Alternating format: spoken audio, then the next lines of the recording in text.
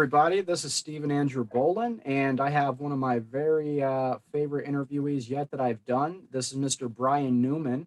He is also a published book author as well as a TV personality of the show Let's Talk Shalom. Um, Brian, you're also part of a ministry that's called Psalm 16 Ministries. Do Mhm. you want to give us a feel for what that's about? Yeah, Psalm 16 ministry is from Psalm 16, of course. King David is talking about God carried him through a lot of really difficult things, Mhm. but there was a good place in the future for him, like in this life and the life to come. And also, because he struggled with a lot of depression. And it also says that even in the night, his heart instructs him. So he's talking about God talking to him in dreams and showing him things in his dreams and being led by the Spirit. And it encapsulates a lot. Part of it is your calling. It's a media and equipping ministry. So media, of course, I write books. They're self-published right now. I used to co-host a podcast. I have a TV show. I have a little YouTube channel I don't do much with. I have a blog. So that's the media part. Um, and then the equipping part is to help people find their calling. It's like a lot of times it's through dreams. God talks to us about our calling, what we're supposed to do, the direction we're supposed to go. Sometimes it's through conversations or circumstances, or just when other people recognize we have a gifting at something. So I think God's always trying to instruct us in our hearts, like, this is what I put you on earth for. And some people just don't know how to get there. I didn't know how to get there. So I'll help people find their calling and help them find the resources and the network they need and the resources they need to get that going. Like someone's supposed to feel they're supposed to be a pastor and they're supposed to start a church, then I know there's resources for that kind of thing, ways to go to Bible school that won't cost you thousands of dollars in multiple years. There are volunteer experiences you can have that help prepare you for pastoring people. And of course, you'd have to know that you are pastoral, and a lot of people that are pastoral don't. Or if they're a teacher, an evangelist, or whatnot, they just don't know. So I help people find their calling and equip them for it. And I also have the media part, which is educational. And there's an online bookstore I have too, where people can find the resources they need. They can order them through an affiliate link, and there's like YouTube videos and organizational links and things like that. Can you share with us the name of the place where they can go and find your books? Yes. So Let's Talk Shalom is my ministry hub. Mhm. That's got my media ministry on it. Let's Talk Shalom.com. It's also the name of the TV show because I interview people kind of like you're doing now. And then shalomtoyourheart.com is the resource site. And there's a lot on there for not just educational stuff, but there's also like there's a lot of mental health stuff too. There's a lot of stuff about mental health. There's a lot of stuff about the Jewish roots of Christianity. And there's stuff like if you need help finding the job, if you just got a jail, prison and you don't know how to make a resume and you need to get back in the workforce, or if you're a single parent or if you have a teenager that's struggling with depression, I've got all these kind of resources there for that. So let's talk shalom.com is my ministry homepage, launch page. And shalomtoyourheart.com is the bookstore and library and resource site. But they both link to each other. So you find one, you'll find the other. Let's talk shalom.com and shalomtoyourheart.com. I'll be honest with you, and I don't mean this just as flattery, but that's truly one of the best ministries I've ever heard of. There's a lot of people out there that try to get into ministry of different kinds, and they have Mhm. no idea where to start. So, a ministry that's actually dedicated to connecting people to those resources and direction, brother, God bless you for that. Thank you. Oh, it was like 2 years ago when COVID started, and I just felt I was supposed to make it. I mean, I got a Vistaprint. There's like a $20 a month Vistaprint template. And I know nothing about websites. And I spent like 4 or 5 hours a night for like 2 years putting this thing together. It was, whoa, I didn't know what to do with it. I'm like, this doesn't make sense, but okay, because I always give out resources to people. The jobs I've had, I worked at the drug rehab, worked at the halfway house guys got out of prison. I worked in mental health, getting people out of the mental hospital. Now I help people with intellectual developmental disabilities that are grown-ups. I had all these jobs where my job was literally to get them resources. So that Right. transferred spiritually easy. He's like, wow, well, you called to do this or that. Here's the website. I spend half a day's like since I meet somebody, I send them 10 websites. It's like, why don't I just put it all in one place and I can send them one link and they can So, find it. so So it saved me a lot. God was Go ahead. literally preparing you before you even knew it. He was Oh, training you for exactly. that ministry. Hallelujah. It's like just a reflex. It just here's the 10 books you need and the 3 websites, and it takes service into people and they don't have Facebook at the time. It's like, if I put it all on a website, maybe that'll help. And I think God was just on me to finish it for like 2 years straight.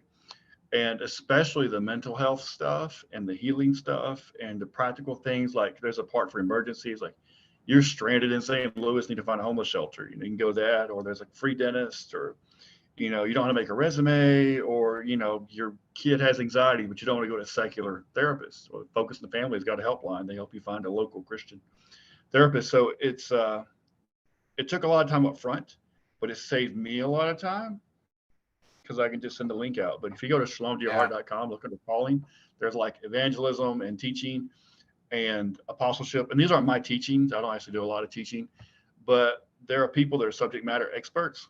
Hmm. And if they're the subject matter expert, like John Paul Jackson, he taught prophetically gifted people. He taught dream interpretation, other things. So he had a training school called Streams. So I just put the link to Streams. Like if you're gifted in like the revelatory giftings, if you're having dreams and visions and don't know what to do with them, just go to Streams Ministries and they have whole classes for you. So I'll link that and I'll put some of his videos in there because he's the expert. And I'll put books by him or something controversial. Some people don't believe in dreams and visions and the gifts of the spirit. So there's a little page for them too. So Yeah. like every major issue, I have people that are considered experts on both sides of it. So Oh, you can wow. see, if it's not your view, you can see the other side's view and get educated because you can engage with people in a way that respectable and educated. Sure. Or if that is your view, you can learn more about it.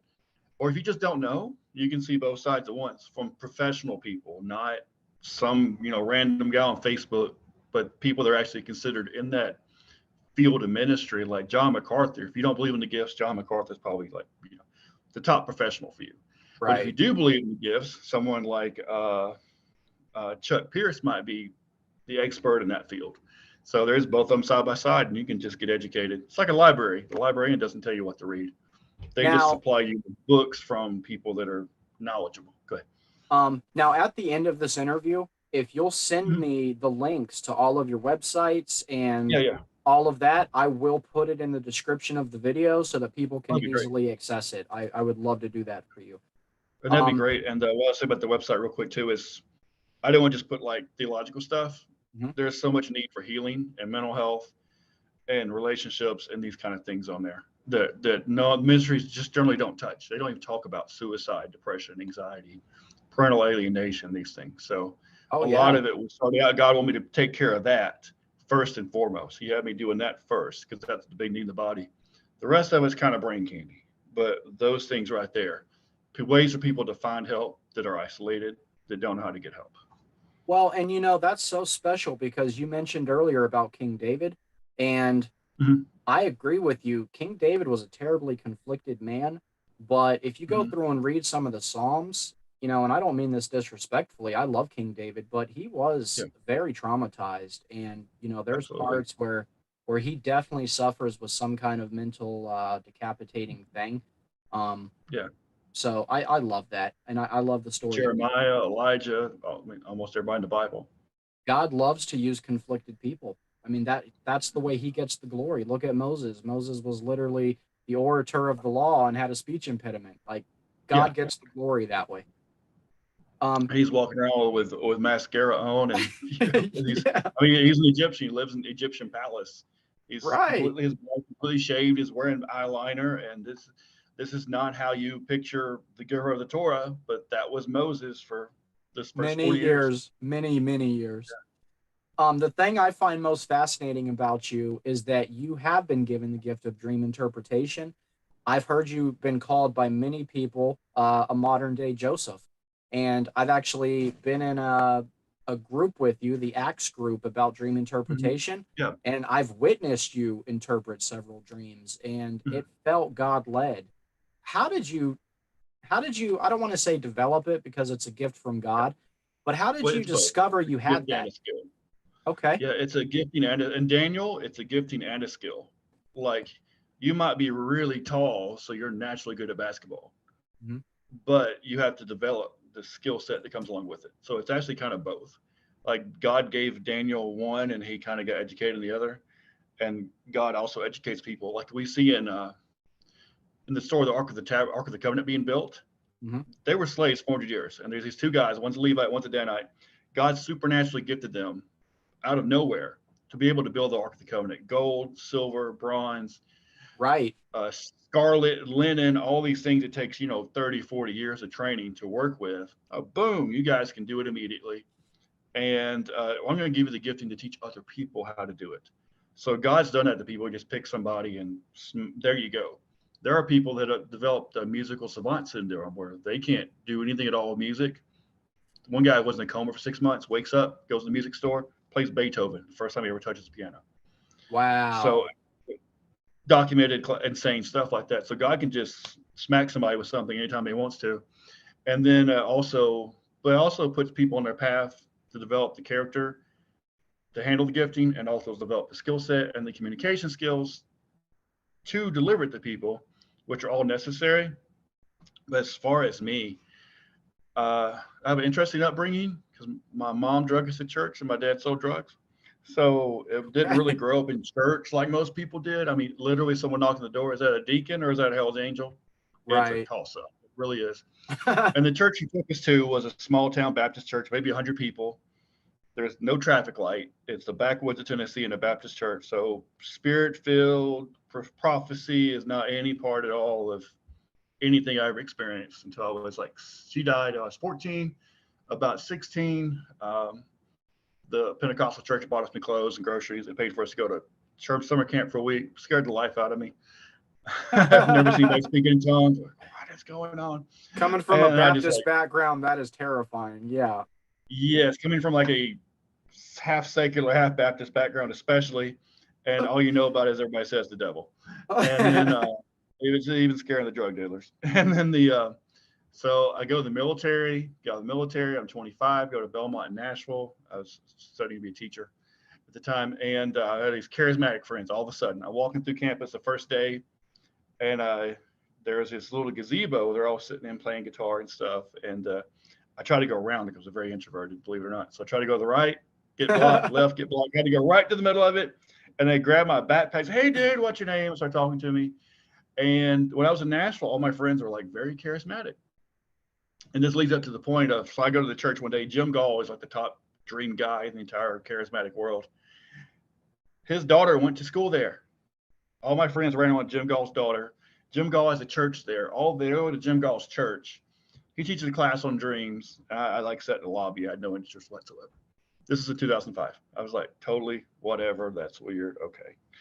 2005, still no interest whatsoever. So not even a thought in my head ever to do this. 10 years after that, I started watching 2015, or about 2013, 2014. It's about 10 years. Uh, I see some John Paul Jackson videos. Obama was president. Everybody's hmm freaking out. Prepper What's going mode. on? Everybody's going nuts. Yep. All this conspiracy stuff. Got a hold of everybody. So he had some videos on the coming perfect storm about what's in America's future. I was watching those for like 6 months. Like, okay, that's interesting. I had no idea he did dreams at all. This is apparently what he's known for, and I had Yeah. no idea he ever touched dreams. Until one Okay. night, I have a dream that freaks me really out, really bad. It's like it was out of nowhere. So it was the dream was meant to carry me through. But in the part of this dream, my youngest daughter, who's in diapers at the time, was in an airport, and she's really tall. She's going to be really tall now, but she's got this purple and blue dress on, like Dr. Quinn, Medicine Woman, like, Old West boots, dressed like the cowgirl thing, but it's like the blue and Okay. purple, Yeah. wearing blue and purple. But the crazy part is this giant Bible. It's like 5 feet wide, huge Bible in her hands, preaching to these people. And and then her eyes are totally blue. In real life, they're brown, but blue, like no pupils, no white, just completely blue marble. And one time I've ever seen that was a dog that was blind. Mhm. And in India, their eyes do that. The tsetse fly gets in their eyeball, and it makes them blind. They're totally blue. So in this dream, my daughter's grown, and she's got totally blue eyes like a blind person. And there's Oh this wow. giant Bible, it's like 5 feet wide. And I think, oh my gosh, she's gonna be blind. That book's in Braille. She's gonna lose her vision because I'm really bad nearsighted. It's like, this is terrible, and I'm freaking out for 6 months. Oh man. Freaking out because I know what was dreaming. Like, it's like, she's gonna be blind. Oh my God, pray she doesn't go blind. And I almost went blind. I was a kid. It's really long story, but it's a miracle I can see. So And you have that in the back of your mind also through this whole back of my mind, process. yeah, back of my mind, and then the braille and the blue eyes and the whole thing, and I'm just like terrified for 6 months. So that gave me compassion for people that have a dream that Sure. really disturbs them, because like Nebuchadnezzar, it's like, hey, this dream, if y'all can't tell me what my dream is, I'm going to kill everybody. And that's what he said. That's what he told his court. Like all these top psychologists, psychiatrists, magicians, illusionists, psychics, tarot card readers, they told all of them, I'm going to kill all of you if you don't tell me what this dream means, including Daniel and Yep. Shadrach and Meshach and Abednego. Yep. He's going to wipe them out too.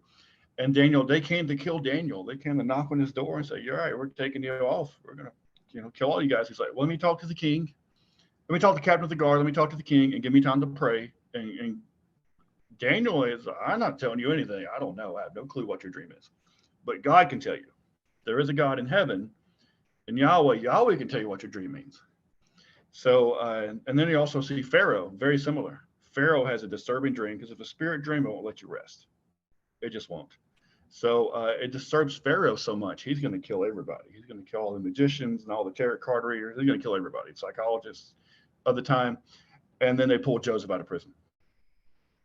And Joseph was kind of how I grew up, but not originally how I grew up. He ended up in jail. He ended up in prison, where he's a Hebrew slave. Egyptians hate Hebrews with a passion. Very much. He herded sheep. They hate shepherds with a passion, because shepherds got blamed for kidnappings, for arson, for theft.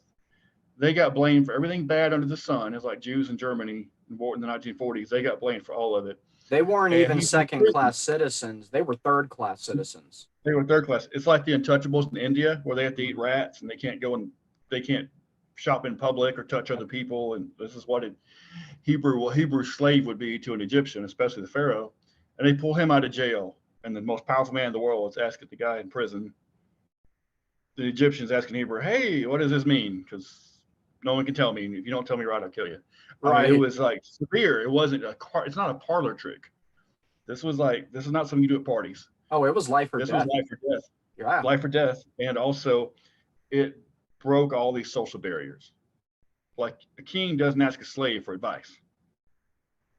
Doesn't happen. An Egyptian doesn't ask a Hebrew. A Babylonian doesn't ask a Jew. Doesn't happen. So, but anyway, so those stories kind of they show me how powerful dreams are, like how life changing it is. And I Right. learned the hard way how life changing it is because I went through it, and they gave me compassion for people Okay. that have these really troubling dreams.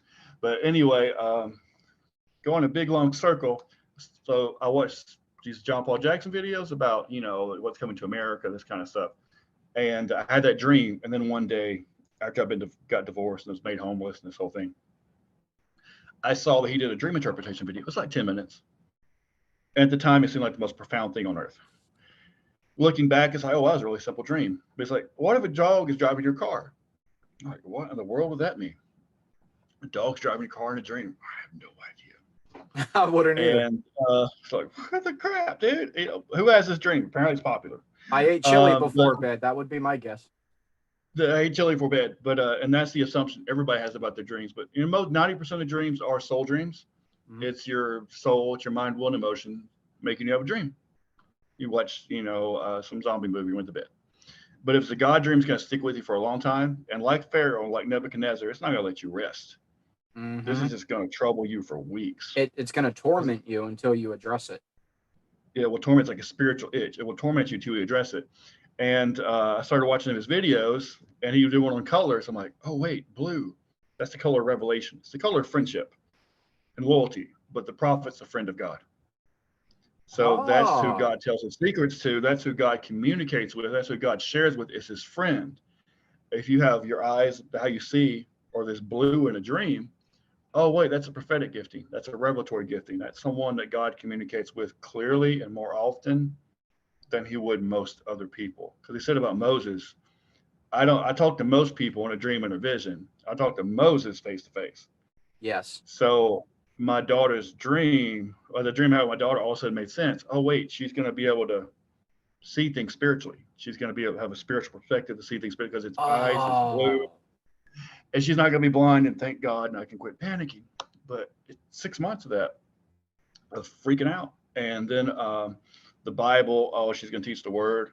And then fast forward years later, her dream is to grow up and make small, tiny homes for the homeless.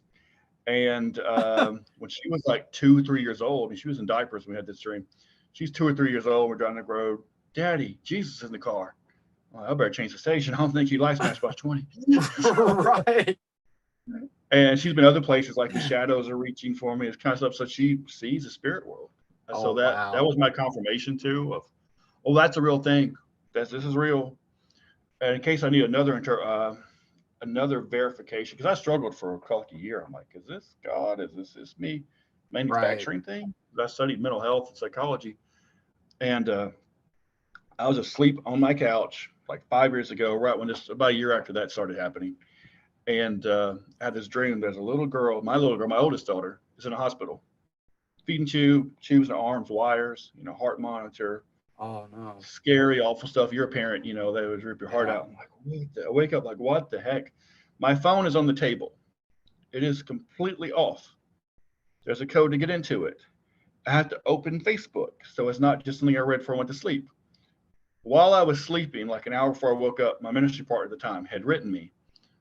She's in Kentucky, and she knew this lady in Kentucky who's she met 10 years ago, whose grandbaby is in the hospital here in Chattanooga, and this little girl.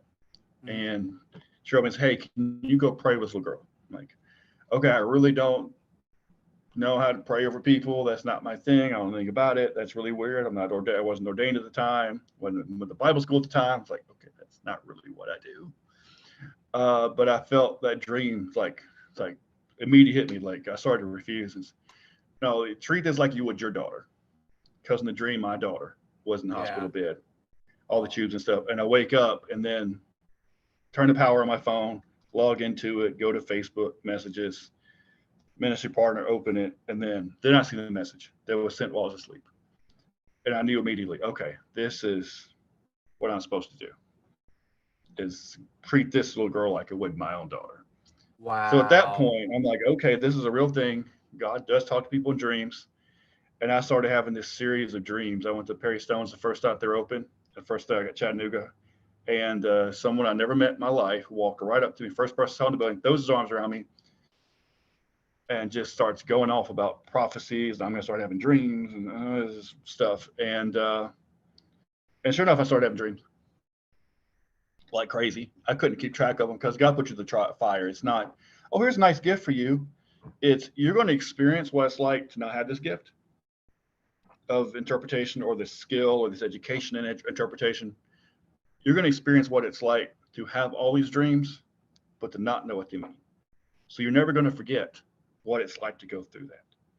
Oh, So that was like wow. a year of my life. And I started studying more and more and more. And it was like I hit a wall. It's like, okay, I've seen every John Paul Jackson video there is. And I still don't know what's going on with my dreams. And then and I had a couple things that were people interpreted them for me that were way off. I'm like, that's just it almost messed my life up because I'm like, that's not what that means. I found out the hard way what it means.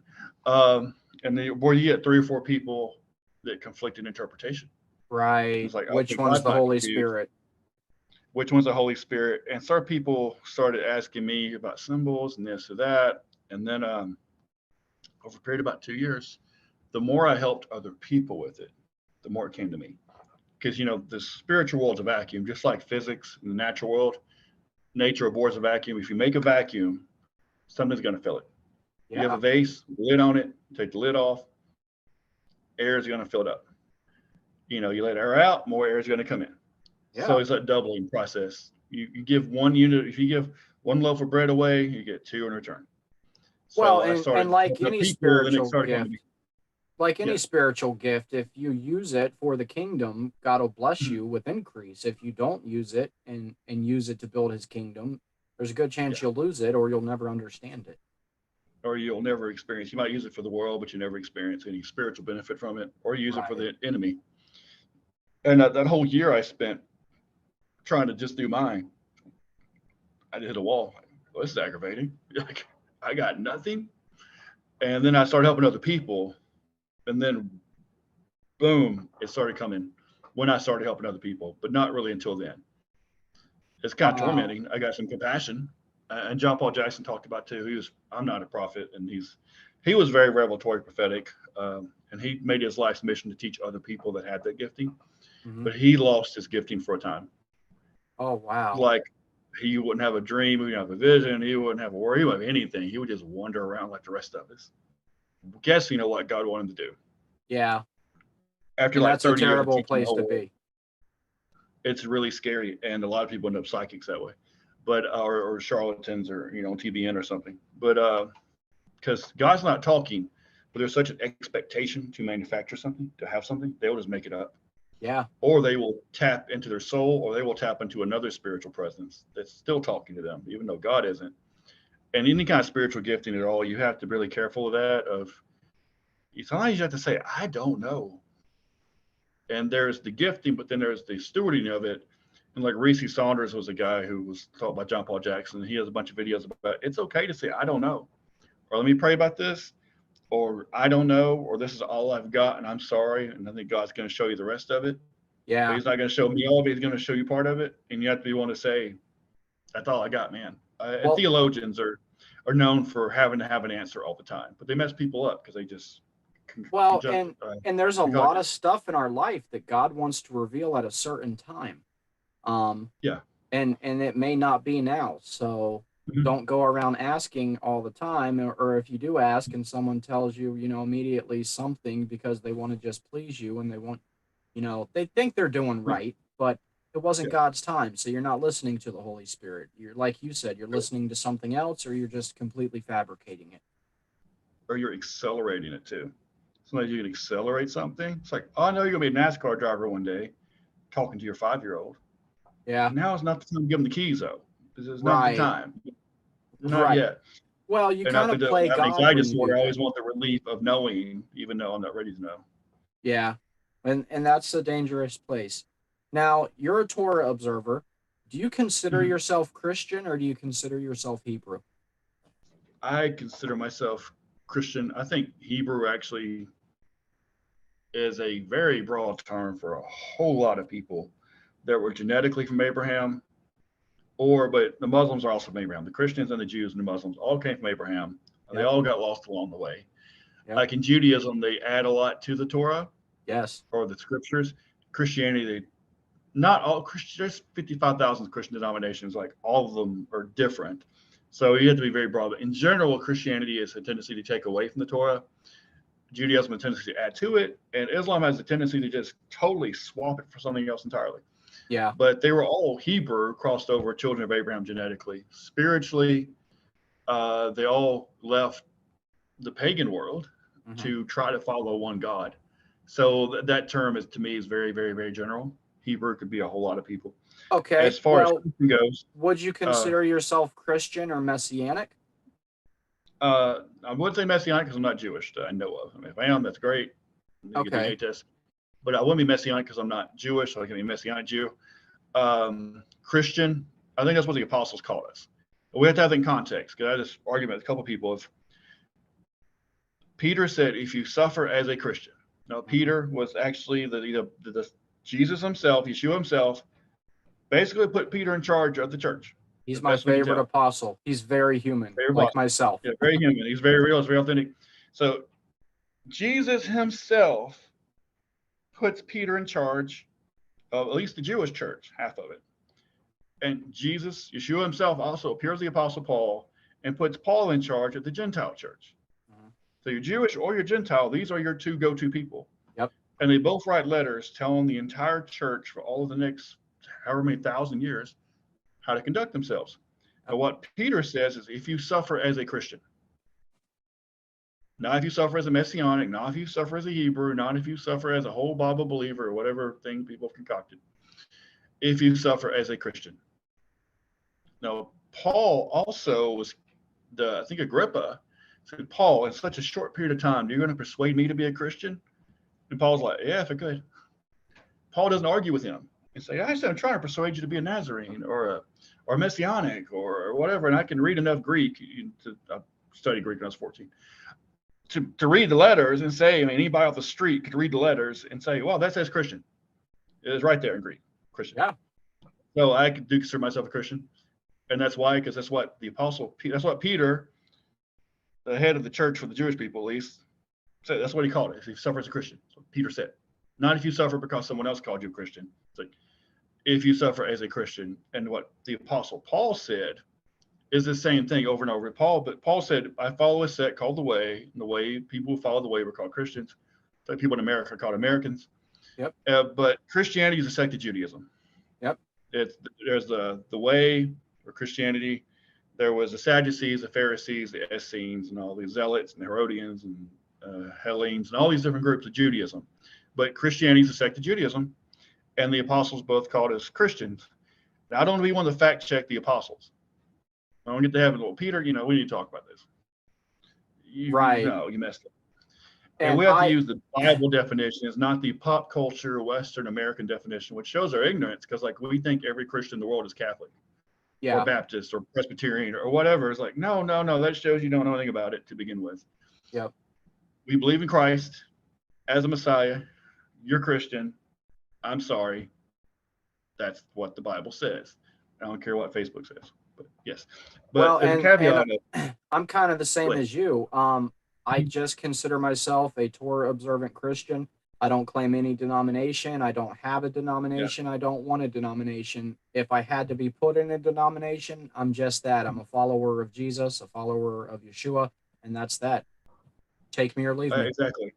And when I came into this whole thing, I was very confused. I'm like, I was the only non-Jewish person I know. I knew Jews people believe in Messiah. I never met a non-Jew that believed in Messiah and tried to follow the Torah. So like, am I a Nazarene? Am I Messianic? I struggled. I had no idea what to call myself. But my friend Jeff Young and some other people dug up this old theological term called pronomian. It is not a denomination. Yeah. But that's your theology. There's a replacement theology, covenant theology, but pronomian theology means you believe the law still applies. It's pro-law. That's what it means in Greek, pro-law. Yeah. So it's pronomian theology, and you can call yourself whatever label. It's like a denomination almost, but your theology, your belief system is pronomian. You're a pronomian Christian.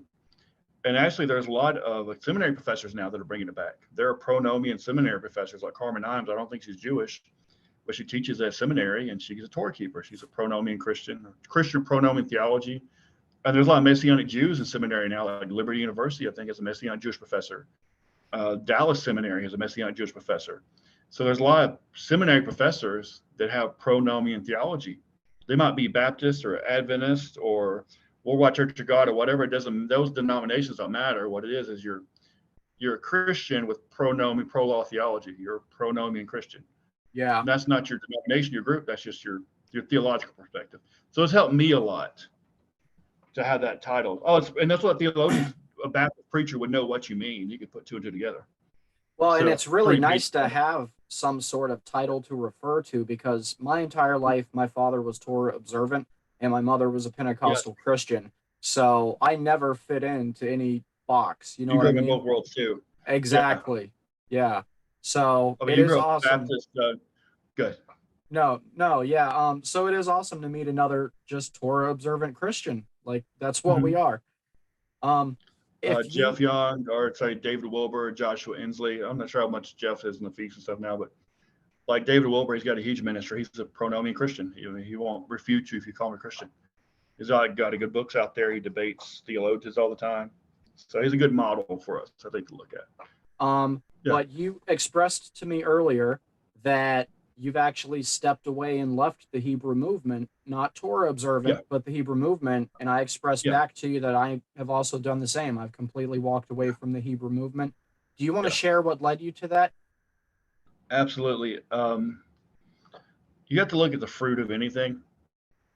It's like a lot of things look good, like these utopian movements. Communism looked good to a certain generation of people in Russia.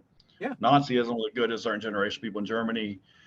And secular humanism look good to a lot of Europeans in the Renaissance. It's things look good up front for a little bit.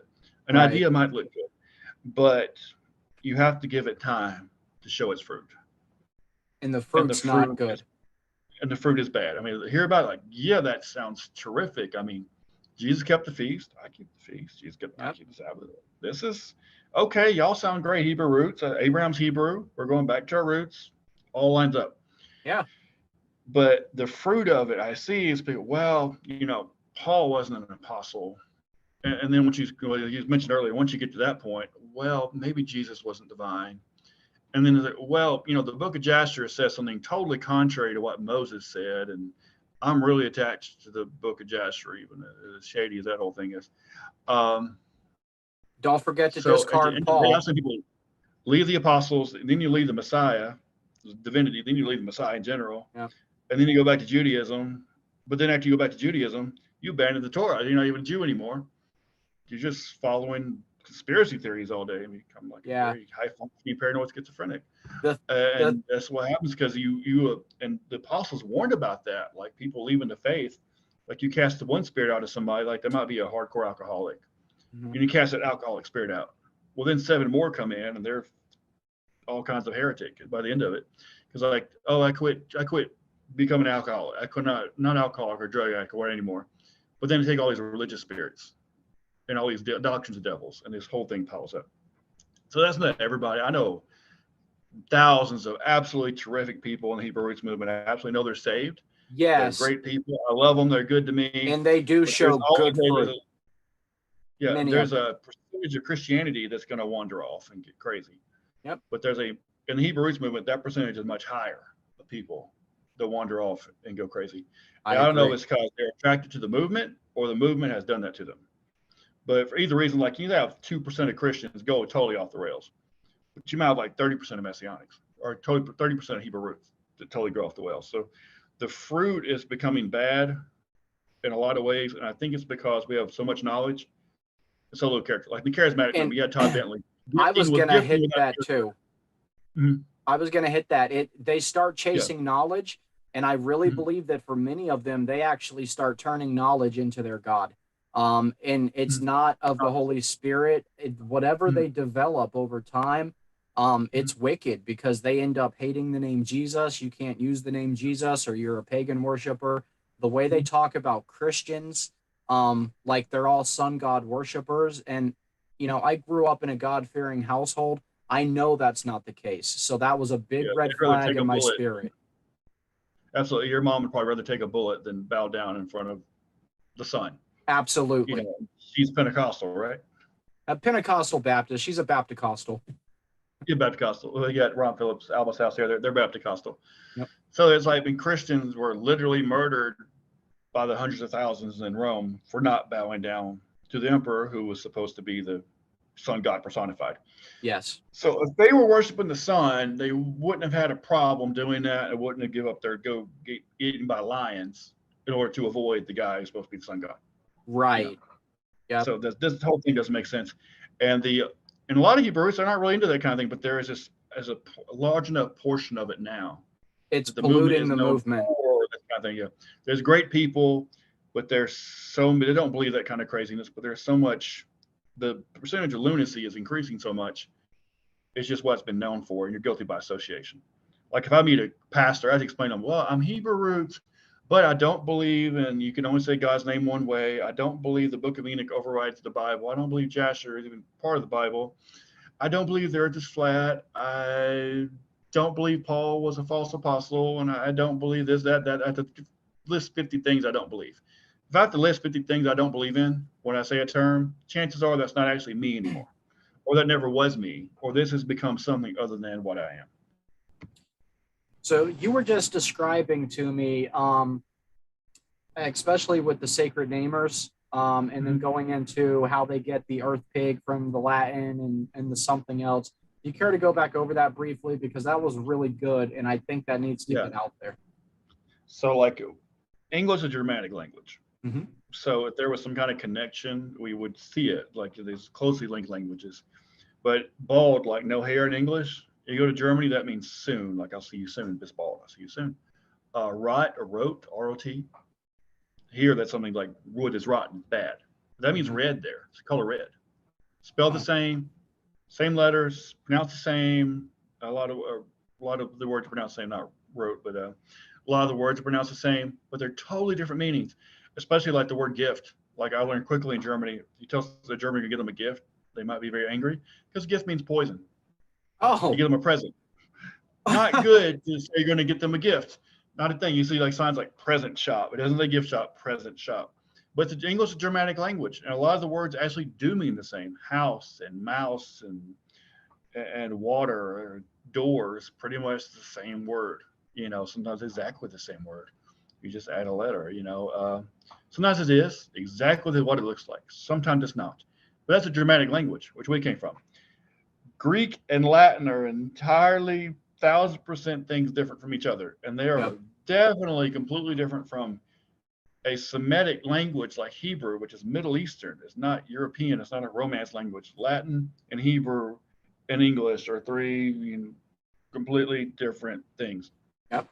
And you can't just take two languages and put them together and make a word. No. It just doesn't work that way. But like I was saying before, it's like if you've never had any friends from somewhere else, if you've never left the country, if you've never formally learned a language, if you're not bilingual because you grew up in a Hispanic speaking household or something, you'd fall into this stuff. But people that have been around in the language for 10 minutes, just like it doesn't work that way. It just doesn't. Language doesn't work that way. History doesn't work a lot of the ways we claim it does in the Hebrew roots movement. That's just not how history works. Like we talked about before, like some of these copies of the Book of Jasher supposedly floating around is the equivalent of the National Enquirer. Like just because someone wrote it down a long time ago doesn't make it true. Right. Like 200 years from now, some Chinese archaeologist comes along and says, "Oh, look, Bill Clinton was an alien because it says so in his Weekly World newspaper." Got to be true. And then Yeah. you tell all their friends about it, and it doesn't make it true. So that's a big thing. And we talked about witchcraft, and also the sacred namer movement of that's Jewish exorcism, is having to have the secret pronunciation of a name. But linguistically, it doesn't make a lot of sense, and spiritually, because everyone says they got the name directly, but they all contradict each other. And And if my that's a advice, prophecy, we know it's a false prophecy. So, yeah, and no, that's a great point. And my advice to people who are caught up in the Hebrew movement, especially the Hebrew roots movement, is you can follow Torah and love your Savior and honor God without being part of a movement or a group. You don't need it. And I'm yeah. sure that if you're honest with yourself, you've been able to look around and see the tainted fruit. And I'll leave it there. Now I Can we just go noted. into the good? No, what were you saying? I was going to add a historical point real quick. There were different dialects of Hebrew. Mm-hmm. So if someone said it a certain way in Judah and Jerusalem, they would say it a different way probably in Galilee. Oh, The yeah, Galilean sure. accent was so thick, they didn't want them to read the Torah in public in Jerusalem because they felt it was shameful. But you see, like in the war Israel and Judah had, if you said Shibboleth the wrong way, they would kill you. Because Right. you're from another team. Like they physically could not pronounce this word. They just couldn't.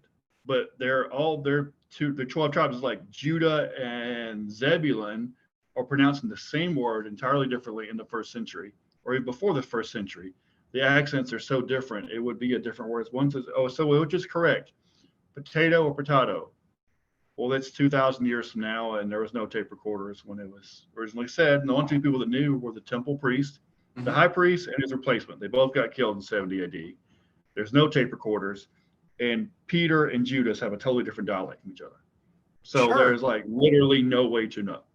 Right. So And that's my little historical yeah, insert into that. and just to connect that for people who may still not have it click yet, it would be the Mhm. same as taking an American from the deep south and putting them in the Mhm. room with someone who speaks English from Scotland. You're going to Mhm. not really understand each other. You're both speaking English in your Mhm. own way, Yeah. but you're going to say things And then completely differently. 2,000 years later, there's a written word, and no one knows if you say it the Scottish way, the Irish way, the British way, or the Southern way, or the New York way. No one knows. Right. But they're going to choke each other over it. Now, to move on to the next topic, Yeah. your show, Let's Talk Shalom. I noticed Mhm. that you just got an entirely new set. How did that come about? That is so awesome. So we had a set in Chattanooga as our studio. We were a part of PBS, public broadcasting station, and Okay. then it was getting remodeled, so we had to go use one in Knoxville for a while. So this big Jerusalem backdrop we were using, and we were filming in Knoxville. We were borrowing someone else's station, same company, different station. Then we went back to Cleveland. I interviewed some guys in the military. One of them actually just got back from Ukraine, and we just propped something up then. But then Jace Lewis, who was a brilliant film student that does camera work for us, I wanted to interview more than one person at a time. We had 2 chairs before, and there was this couch in the lobby. He just drugged the couch over and put some lighting behind it. And Jay, you can tell he's a filmmaker. He's very, very talented. So he just threw Yeah. that together. I was filming a whole band, and this lady and her mom both. He's like, "Oh, well, let's do this.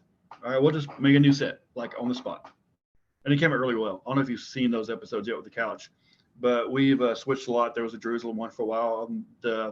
A lady had a TV show with this big backdrop of Jerusalem, and she left and didn't do a show anymore. And she just left her stuff there. And they're like, "Hey, would you like to use this? Because it's just kind of in the closet." I'm That like, "Okay, backdrop with the great." Jerusalem, those are the Yeah. episodes that I've seen. Oh yeah, yeah. So the new ones haven't come out yet. So yeah, it was a big backdrop of Jerusalem with these bar stools because all those little.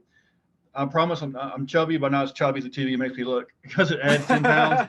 Yeah. You know, we had originally these little recliners, so everybody's feet are up and everybody looks pregnant. I mean, how thin you are, you will look pregnant in those chairs. Yeah. So we have finally got the high top, and the Jerusalem background was up near Knoxville, Gatlinburg, which is like hillbilly Vegas. It's like Las Vegas, but everything's a log cabin. Right. It's over in that area of Tennessee, and it's 2 hours away, but we used it for a while. So that was really cool. And this Let's Talk Shalom is, shalom isn't just the Jewish way of saying howdy. It's a much larger concept of peace, because the Hebrew word picture concept is destroying the authority of chaos. So shalom is when you're in complete alignment with the Creator's will and with the Creator's people and the Creator's way of living. So let's talk shalom. Let's have a talk show that talks about things that bring people peace. Like, are you searching for peace? Are you someone that brings peace? I interview people that like run drug rehabs, people that do homeless ministry, people that go to Ukraine and serve as medics, people that do deliverance, people that are marriage counselors, people that are bringing peace to the world, people that are tikkun olam is the Jewish concept, repairing the world. I try to interview people that are repairing the world, and they've repaired the world in a certain way, and they can inspire other people. Like this last person I interviewed, my friend Julie Fletcher. Julie couldn't talk till she was 9 years old. I mean, not one single word could not talk till she was 9 years old. She had severe autism back in the 70s, where no one knew what autism was. Couldn't talk till she was 9. And like 5 years ago, she was a guest speaker at Lee University, which is where Billy Graham went to school. It's down the walking distance from me.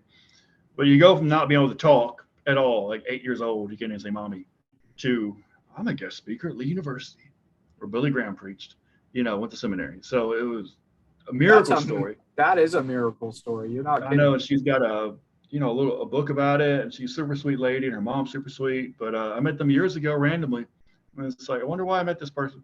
And then I ended up working with adults who have disabilities in my job, like 2 years after that. And then I also ended up having her on TV. I started to have a TV show. So I interviewed her for that. But hopefully it's going to inspire people that think, well, I've got autism or Asperger's, and this is going to limit me, and I can't progress into my life. Or maybe the kid struggles with that. But imagine your child's 8. At that point, you almost give up. Her mom didn't. Yeah. It's like, oh wait, she couldn't talk when she was 8, and look at her now. She's married and travels around the country, giving lectures and stuff, and it's amazing. So it's meant to give people hope and to start good conversations. And if you have a certain calling and you don't know what to do with it, maybe someone on my show has that same calling, and they're showing you how to get there. And like in the show website, letstalkshalom.com, there's a part for guests. I've had to add Julie on there soon, but you can see all the guests and a way to contact the guest. Mm-hmm. So like if you connected with someone, or someone had a similar story, or if like, hey, I want to do that too, and I want to start a halfway house. Then if I interview someone at a halfway house, you can reach out to them and get mentored in how to do that. That is so awesome. So that's kind of the concept. Yeah. Now, and it started out like, let's talk about the feast. And after that, 2 months, it was, okay, let's talk about shalom. Let's interview people that are doing good things. Now, how long until these new episodes drop? We're getting them edited. So the new one with Julie will probably be next month. It'll be on the website, but letstalkshalom.com/episodes. I load them up there. So just keep an eye on it. Okay. But the one with the guy from Ukraine, the guy that fought in Ukraine, should be back. His medic should be up there soon. Julie's testimony is really great. And my friend Nathaniel here has a band called Tomorrow's End. They're a Christian hard rock band / metal band. That is the Torah keepers. I They keep saw Sabbath your keepers. posting on Yeah, Facebook about interviewing him, and I was really interested in seeing that one. Is that one up yet? it's not up yet. It takes a while to edit all, but I'll put you in contact with Nathaniel.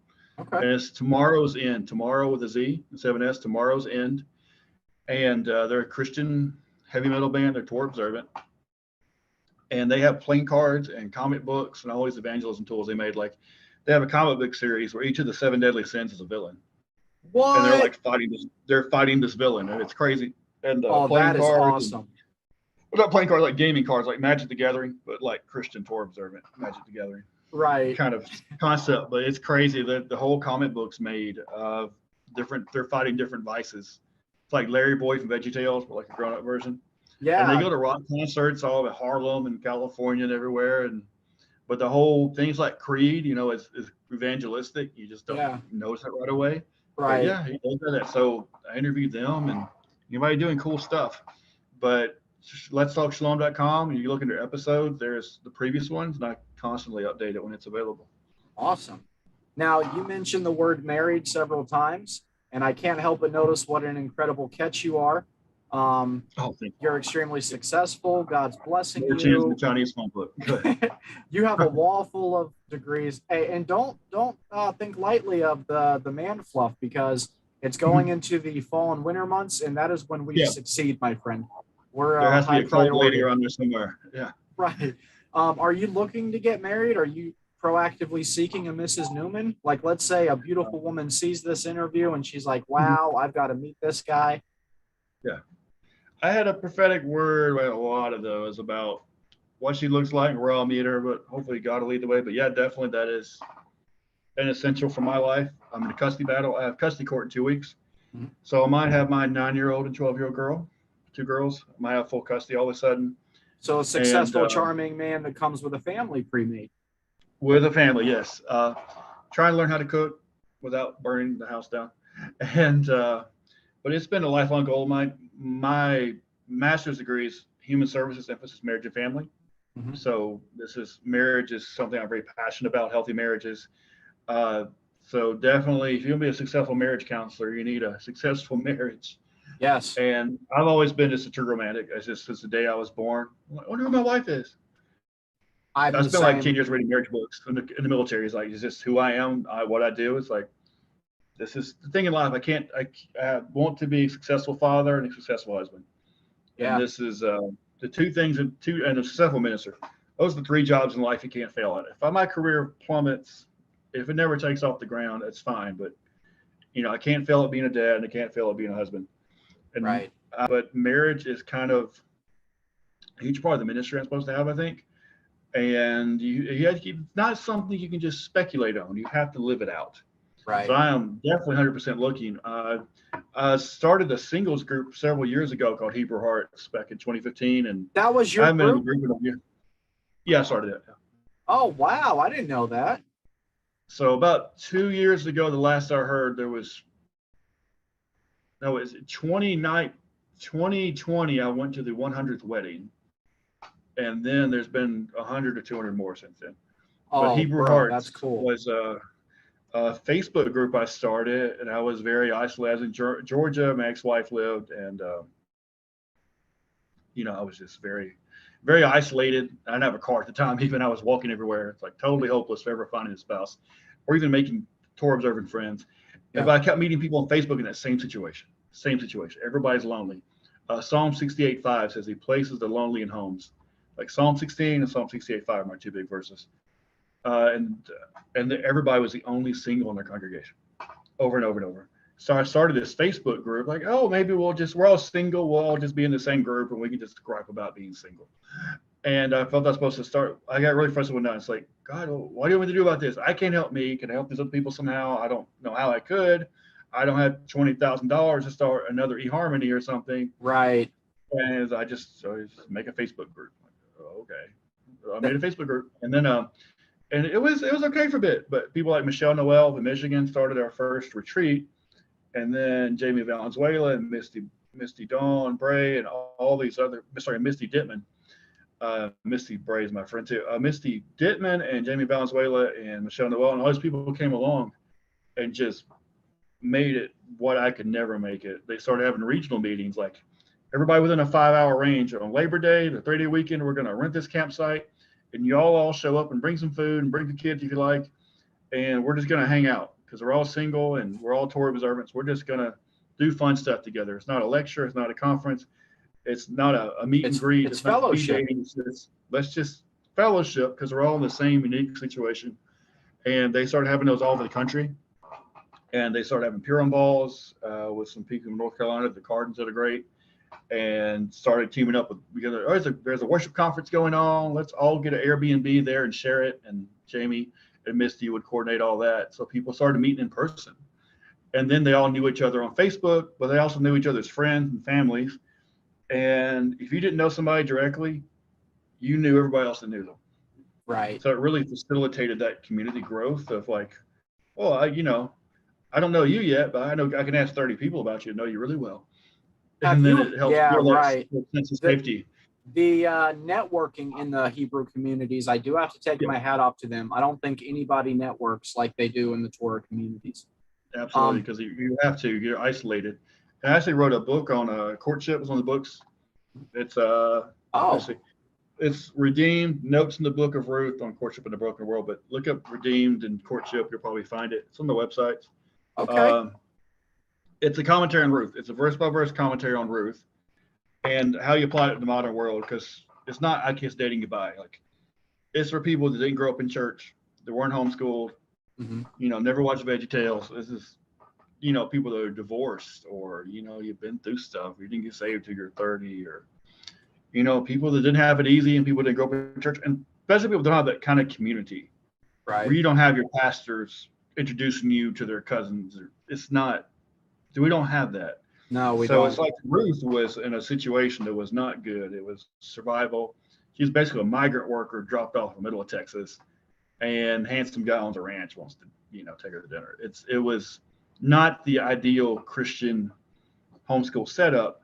So this is a book for the rest of us. Okay. About how you find a mate in a sane way in a broken world. But it's Redeemed. It's on the websites. I had a similar experience as you did. When I first found out, I always knew that I was obedient to the Old Testament laws, but up until it was like 2018, 2019, I had never even heard the word Torah. I just knew it as biblical obedience. And when I first discovered the Hebrew community going on, I was like, man, I didn't even know that they had those communities on Facebook. So I felt like God led me to start a group.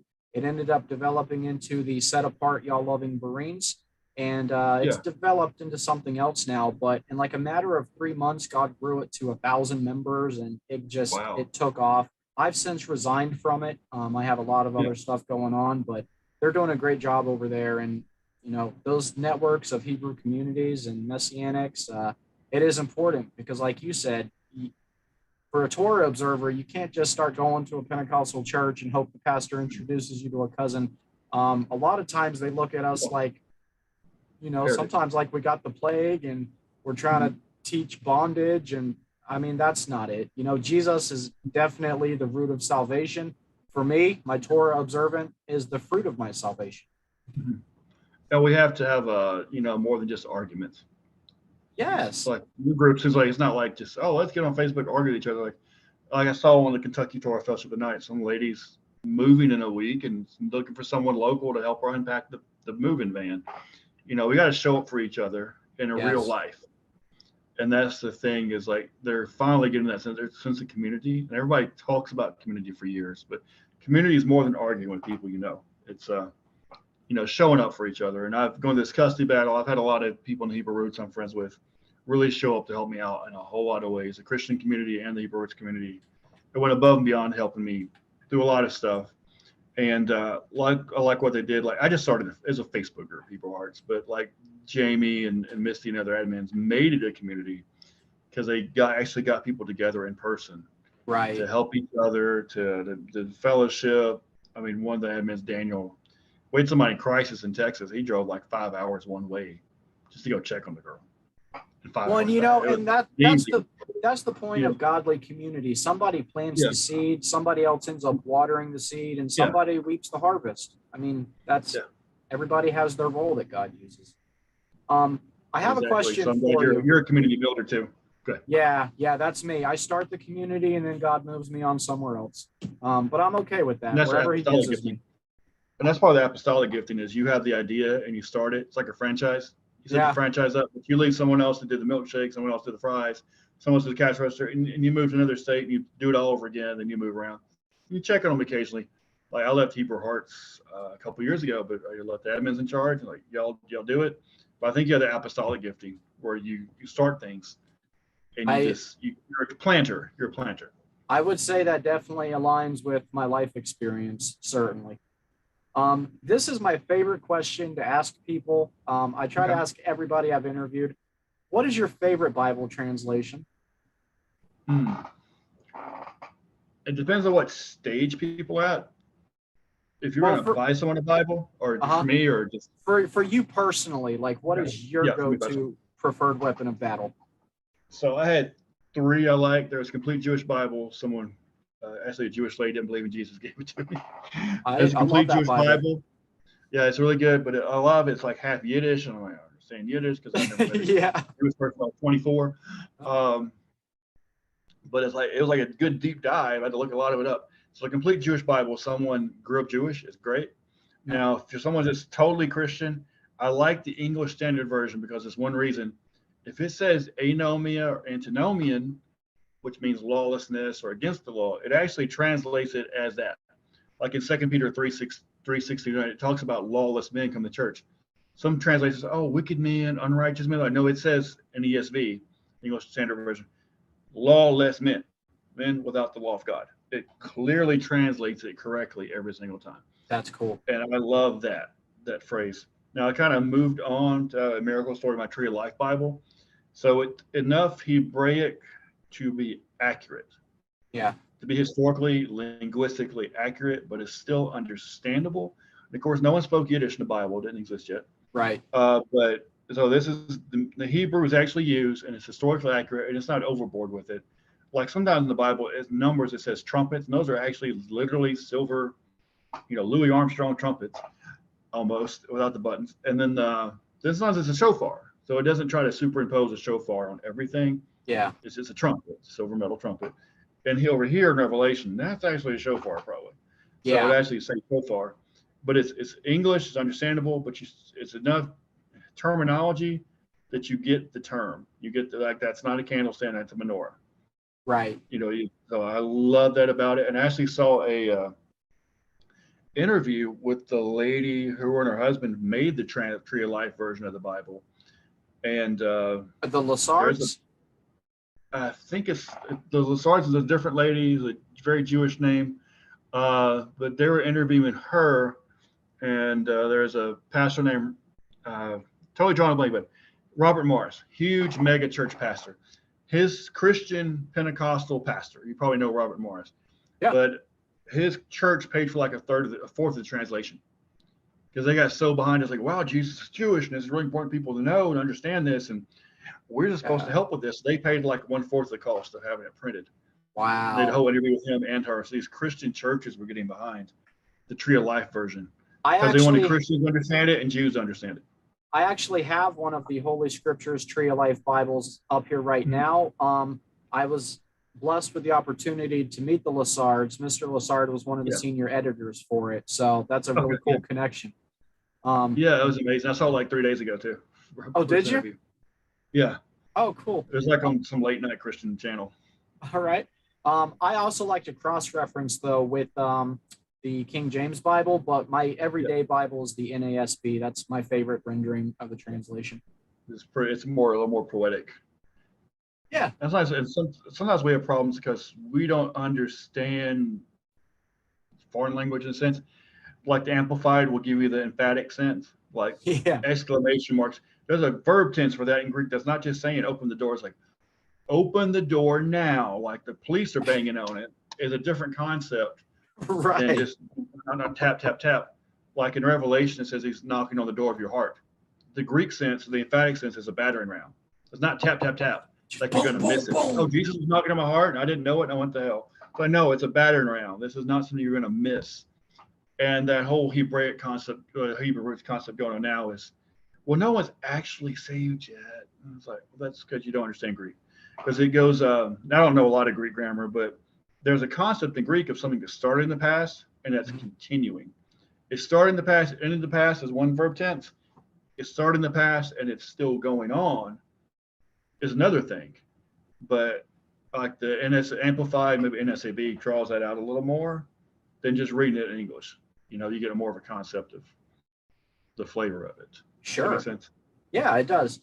And also, you have the problem where there are words and phrases and thoughts that are in Greek and Latin that just don't Mhm. translate to English. So At it's the all. best guess, Mhm. truthfully, you And know? there's no right or wrong. It's just there's just really there's no way of saying that.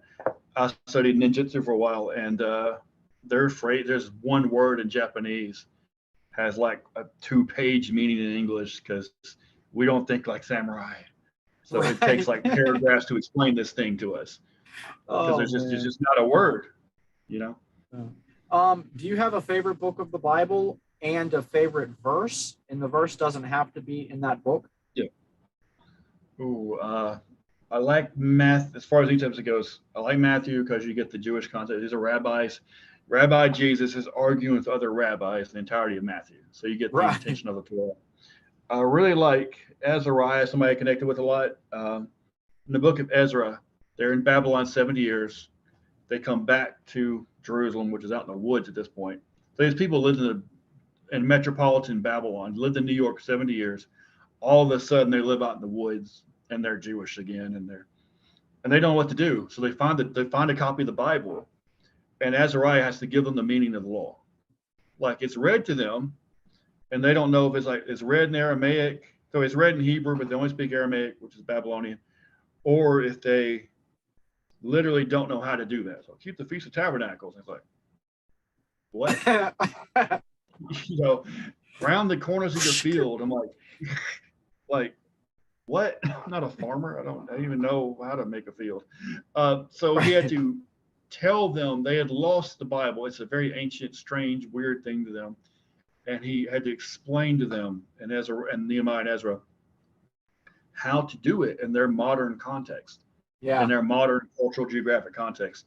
And I really love that. And I always felt that's part of my calling was like something like that. Give the Yeah. people the meaning of the Torah.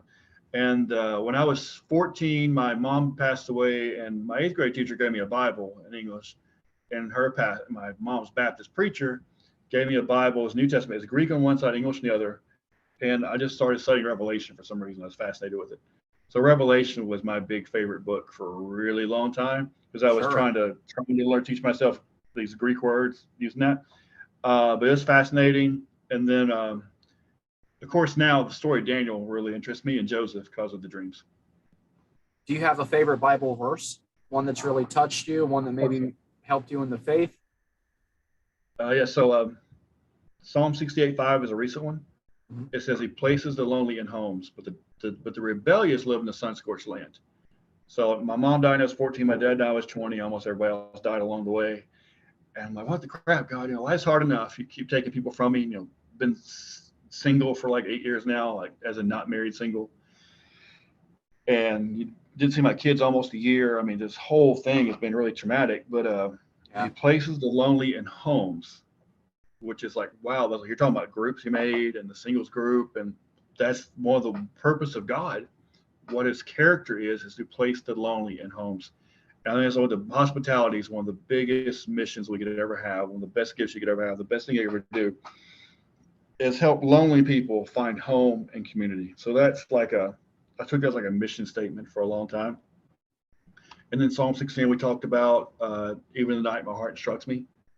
As King David's talking about God talking to him in dreams. And on Psalm 68 too, the rebellious live in the sun-scorched land. So I think a lot of times we are isolated because we're rebellious.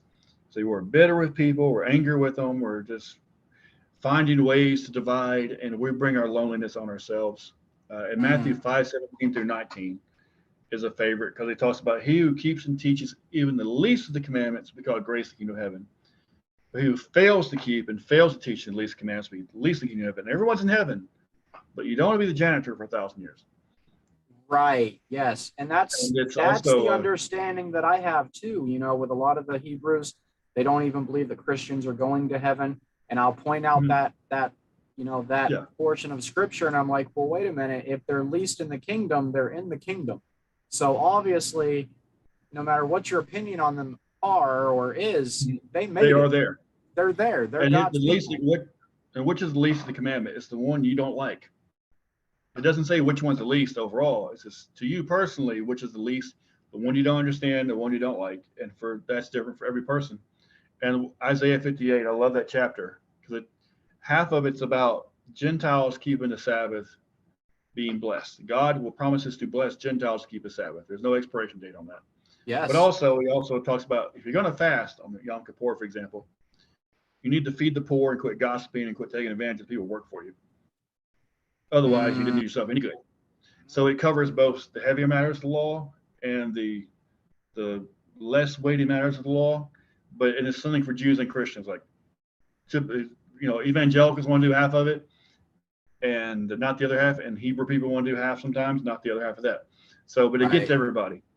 And I guess finally, Isaiah chapter 57, verse 1, since so many people passed away in my life, it says, the righteous perish, but no one takes it to heart. That the righteous perish to spare them the evil of days ahead. So it's like if someone had lived to be 70 instead of 40, they could have had cancer for 30 years, and it would be terrible. Or they could Yeah. see their grandchildren do all kinds of crazy things that would break their heart. Or if you're very patriotic and you watch your whole country just go to crap, Right. that's going to be heartbreaking for you. So it's an act of mercy if someone's taken early sometimes.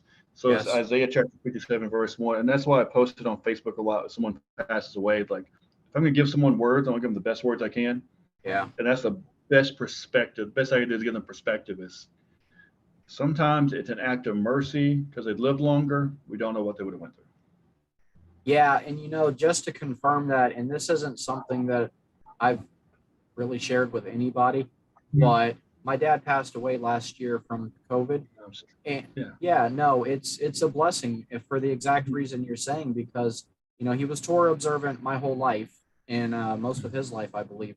And he had got into that Paul false apostle stuff himself. Oh, And I've seen so many people start there and lead hmm. into eventually denying Messiah, denying Jesus Christ.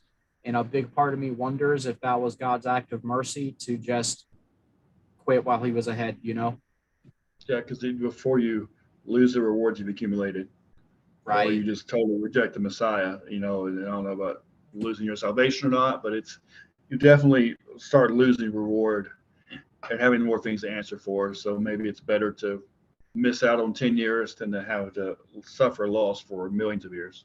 Yes. But we Um, mourn for those left behind. I've got 5 minutes left, and I want to know, how are you handling all your new success? The TV show, the podcast, it sounds like is on hold for now, but I would Yeah. love to see what turns out with that. But how are you handling it all? I make pretty much $0 with it, so it keeps me humble. I had to have a miracle just to pay my phone bill. I had to pay my lawyer for this custody battle like $10,000, and I am very financially drowning. So sometimes it makes me really bitter. It's like I've got all this going on, but like trying to, it's a miracle literally to pay your phone bill or get a spare tire or these things. So I think that it's been a lifelong struggle. I grew up desperately poor. We had to pick up trash off the side of the road, to turn it in to recycle to buy school clothes. Yeah. So it's been a lifelong struggle with poverty, and I don't know that there's this Paul's thorn in the flesh kind of situation where if you had God. money, I'd really cocky and unbearable, Brian, or if it's just the thing's going to change eventually. But that really does keep you in perspective. And I'm like a big hit on Facebook in ways, but in person, I am unbearably awkward, and it keeps me humble too. So I'm overweight. I got a thin, bald spot. I got bad teeth, and I'm just extremely awkward. And after about 10 minutes of being in the crowd, I was like, I got to get out of here. I'm You, overwhelmed. you know So what, I brother? think I that I keeps can me, totally yeah. I can totally relate to you, because I made the mistake in my teenage years at youth one night of praying that God would always keep me humble. And boy, has he, Over and I over. should have asked for an expiration date, but I was young, dumb, and just didn't think about it. So, you know, Can we revisit that conversation back while then, we God? still have time, is Yeah, there a place where people can tithe if they want? You know, yeah, God puts it on their heart to tithe to you, or they yeah. want to bless you. Is there a Or place they can donate. give Yeah, that to you? absolutely. If they want to donate some kind of way, let's talk shalom.com. My PayPal's on there. If they know me on Facebook, we interact. I have like 3 Facebooks. The one I actually use is me in a black polo shirt. If they want to send something on Facebook or go to the website, use PayPal or Cash App it. There's my phone numbers on there. Or if they want to mail it in the PO box, anything at all is very much appreciated. And if I've got court in 2 weeks with my girls because it's filing for full custody, and it's Okay. very expensive, and also contempt of court charges for someone keeping away from me for a year. If Yeah. it's a donation, if it's a tithe, if it's a blessing, whatever they want to call it, it's very much appreciated.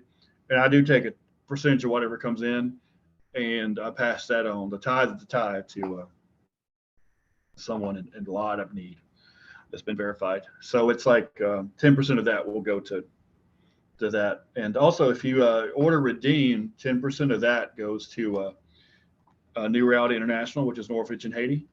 Mhm. And also, if you order audio poetry, my other book, 100% of that goes to a charity. So all those are ways to contribute. Now, and I But let's am talk shalom.com or shalomtoyourheart.com. now I promised if you send me all of those links, I will put Yeah, them in the description and make it even thank you. simpler for people because I would love for them to bless you abundantly in that way. We've got a minute and 30 seconds left, so we'll try to make this a quick one. But you Okay. mentioned that you were given the description of the future Mrs. Newman. And just in Mhm. case she's out there watching this, I want to help get you guys together. Could Yeah. you kind of give us a brief description? So I am told she has dark hair and Okay. she's somehow connected to Florida. But we'll see if that was God or not. But that's what I've been told. Not that she lives in Florida, but probably from there originally or has some strong connections to it. But Okay. me personally, I really, if I have a choice in the matter, I really, really value a good heart. Like someone's kind, generous, someone loves kids, someone's creative. Like, and it doesn't be creative the standard way. It's like, I mean, if they paint, if they draw, if they do photography, if they cook, I mean, just that creative spirit in some kind of way, just even the way they dress. So kindness, generosity, humility is big, compassion, hospitality, and those are my big items. I think those are things I want. Those are qualities I want my girls to emulate, and they have to love God and not be over the top religious about it, but just committed to something bigger than herself, like God's Not more important. have a Or religion, but have a relationship. absolutely, and have a commitment to taking care of other people